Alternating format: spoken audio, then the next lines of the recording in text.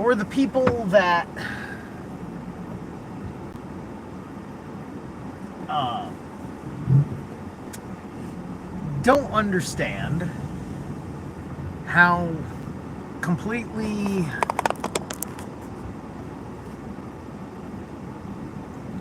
naive you've been for a long, long time.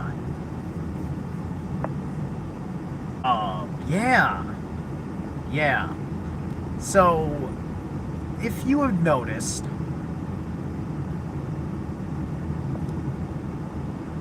over the many years, because of everything that was of note in conversation as far as who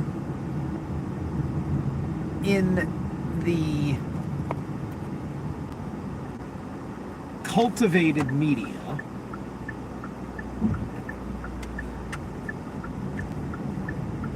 is talking about the matter of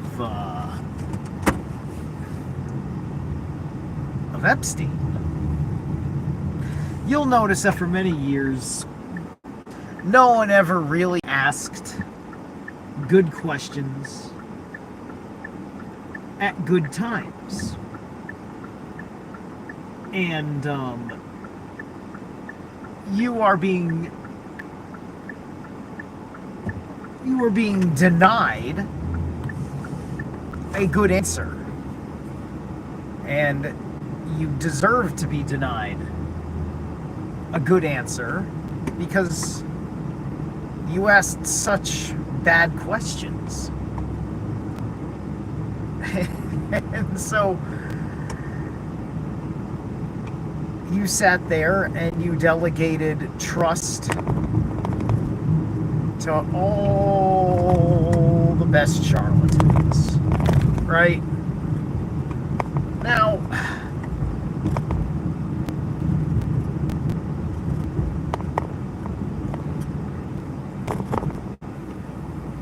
the number one lesson here is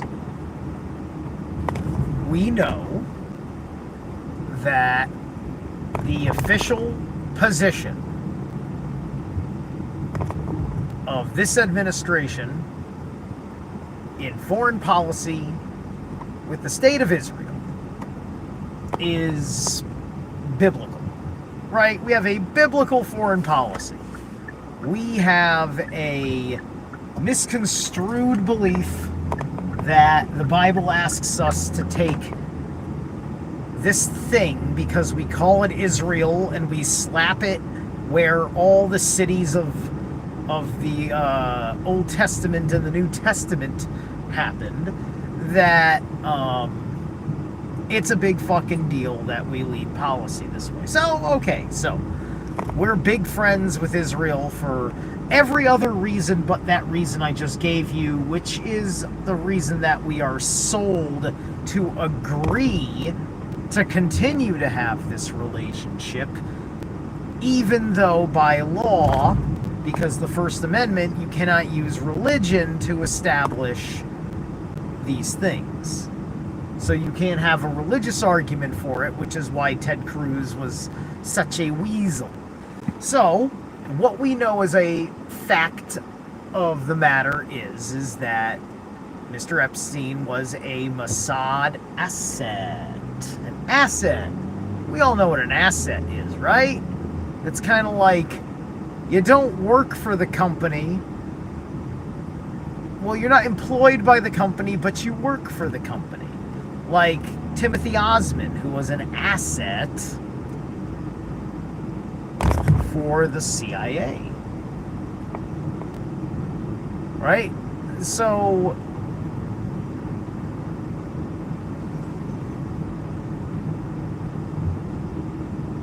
you guys in the Q-universe, living in your fictitious delusional overlay,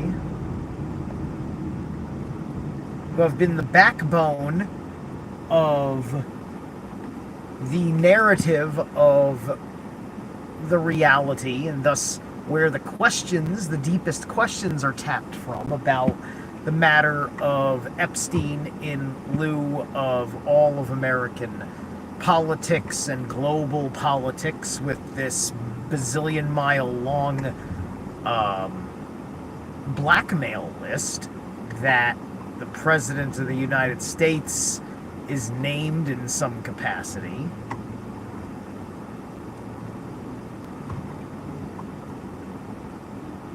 And you asked all the wrong questions every step of the fucking way. You never worked very hard to get your questions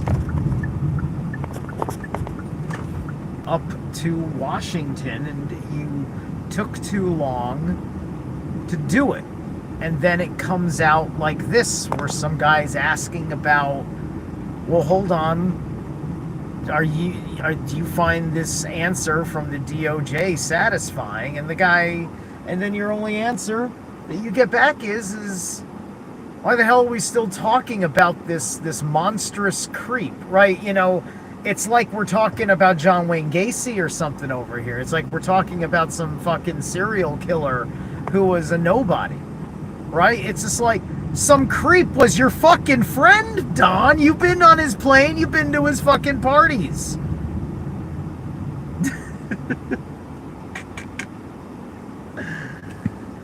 And,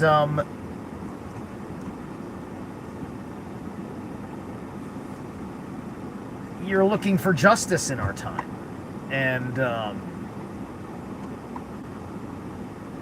that's not how it works on the political level. These people know how to make things happen so legally that they can set up the conditions to protect themselves from doing something illegal. They will set the stage where a million legal things happen around an illegal moment. I mean, nobody wants to fucking admit, as a serious person, that there was no miracle when Don was shot. Don wasn't shot. A patsy was firing blanks. Somebody else made the shot, for whomever was actually injured.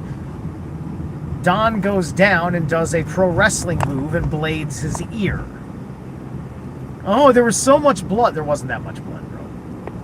There wasn't that much blood. There was a wrestling match's amount of blood, which is just messy, but it's not a lot. It's real blood. Yeah, sure, that was Don's real blood. But, it's just like, he didn't get shot. He did spellcraft, right? And, he has to stick with this story that is easy for him to defend because it's personal, and he's his own witness to the matter and everything else, and you're never going to ask the right questions to destroy that, because Don doesn't like being around people that are critical of things that are on his agenda to protect, right? Hey, and look, unlike other fucking bullshit people we've had in the past, they've always made the conditions worse in life while things are going on. This particular situation is a situation where things are better, right? And which is something that Don brings up. Why does Don bring that up? It's not just saying, quote, deflection. It's like as if to say, you're asking me questions that don't do nothing for me, right? It's all very, it's just like, yeah, Don, you might be doing a good job here and here and there and in all sorts of important places that absolutely count. We're not talking about those right now. Other people can ask those questions. I'm using my time today for this question. People don't know. Like, you know, I've had a couple people tell me that don't understand how anarchic I am. You know, that that I ought to be doing that kind of a fucking job. And I tell you what, man. I tell you what, as much fun as that would be, it would never fucking happen. I would get fucking killed. Something bad would fucking happen to me just for the audacity of trying that shit. Okay? You know, I'll get a chance to ask one time. It might not even be the Hail Mary, but I gotta fucking start somewhere, because it also involves making a name for yourself. The bigger your fucking name attached to a good reputation, the more potency is in the attack of your question. That ought to make sense to everybody, right?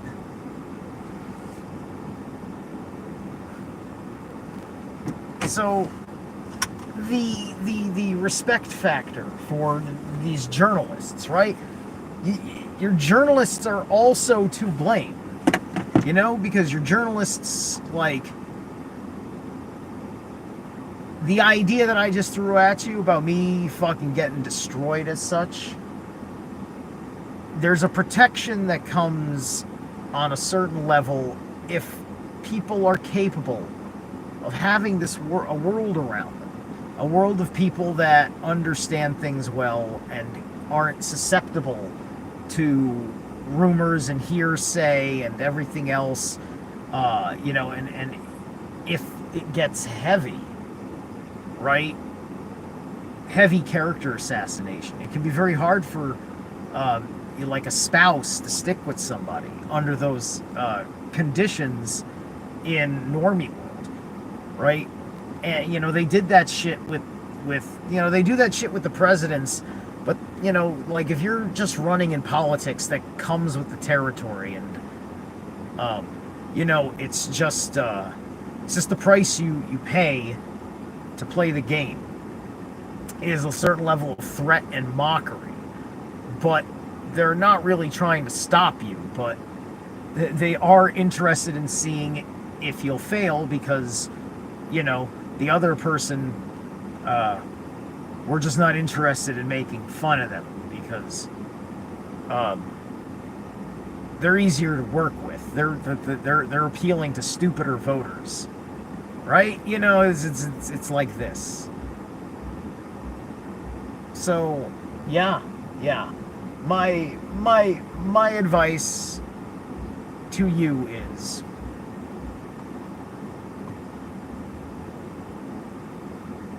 reframe and articulate what matters in a matter of the highest fucking importance that you can actually find, that you're not contriving and making up to fucking regurgitate a dead horse, right? Because, you know, this is the same thing with JFK, where, you know, the regurgitation doesn't really fucking get us very far. It kind of just leaves things in a certain spot, right?